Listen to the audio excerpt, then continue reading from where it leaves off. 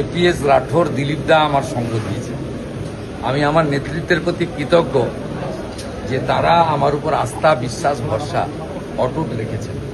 আমার বাকি কাজ জনগণকে সাথে নিয়ে সব জায়গায় পদ্মফুল ফোটানো, সেটা আমি করার চেষ্টা করব। এবং আমার বিশ্বাস, আমি 21-এর নমিনেশনের র্যালিও দেখেছি। ধর্মেন্দ্রজি বলছিলেন যে ইসবার তো 3 গুণা হুয়া হয়। আর জোশ মানে লোক চাইছে এক্ষুনি গিয়ে ইভিএমে টিপে দিতে, কালকে ভোটটা হবে। লোক আর এক মুহূর্ত এই অপশাসন, কুশাসন, জঙ্গল রাজ রাখতে চাইছেন না। বাকিটা বৃক্ষ তুমি কে ফলে না পরিচয়। এরপর তো ভবানীপুর,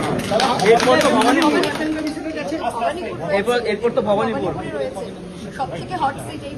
নন্দীগ্রামে আমি আপনাকে বলবো 21-এ কিছুটা ভোটের পাটিগণিতের হিসাবে টাপ ছিল, কারণ তখন নন্দীগ্রামে 64,000 মুসলিম ভোট ছিল। আর মমতা ব্যানার্জি মুসলিমদেরকে ভুল বুঝিয়েছিলেন, সিএ কে এনআরসি বলেছিলেন। আজকে মুসলিমরা বুঝে গেছে যে মোদিজি আছেন, সুশাসন, সুরক্ষা তারা পাবেন। অতএব আজকে মুসলিমরা ওদের চক্করে পড়ছে না, আর হিন্দুরা আরো ঐক্যবদ্ধ হয়েছেন। তাই নন্দীগ্রাম এখন অনেক সহজ। আর ভোটের পাটিগণিতের হিসাবে এসআইআর এর পরে ভবানীপুর তো বিজেপির আবার হয়ে গেছে। ভবানীপুর বিজেপির প্রথম নয়, আমি জিতলে প্রথমবার জেতা হবে না। 2014 সালে যখন মোদীজি প্রথম প্রধানমন্ত্রী হয়েছিলেন, তথাগত রায় দক্ষিণ কলকাতায় প্রার্থী ছিলেন, তখন কিন্তু ভবানীপুর বিধানসভায় বিজেপির লিড হয়েছিল 2000-এর বেশি।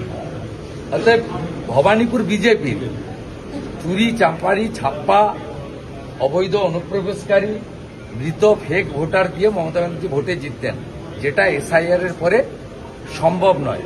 আর মোদিজি ওখানে আমাকে দাঁড় করিয়েছেন, নিতিন নবীনজি দাঁড় করিয়েছেন গুন্ডামি রোখার জন্য।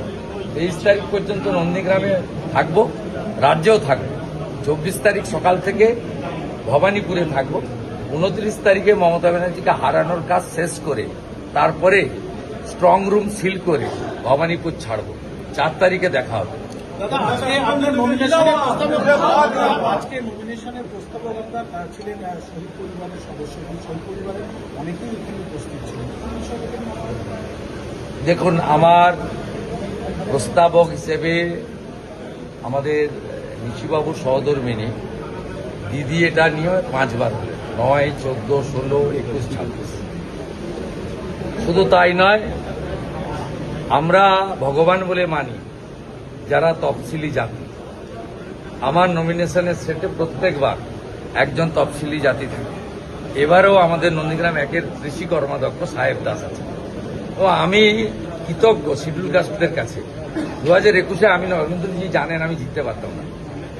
53টা মুসলিম বুথে আমাকে 500 করে মাইনাস দিয়েছে, আর 65টা এসসি বুথে আমাকে 500 করে প্লাস দিয়েছে। ওদেরকে আমি ভগবান মানি। আমি সব সভাতে ওদের প্রণাম করি।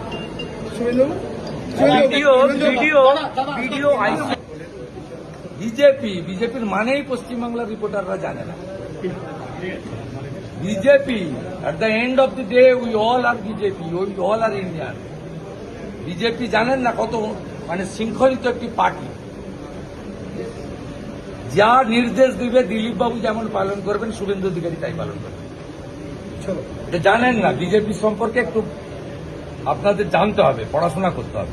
নিজের প্রচার শেষ করে হলদিয়া এলেন, আপনার সঙ্গে কথা বলতে দেখলাম, খুব খোঁজ মেজাজে। দিলীপবাবু কি বললেন আপনার সঙ্গে? মিশন একটাই, মমতা হাটাও, বাংলা বাঁচাও।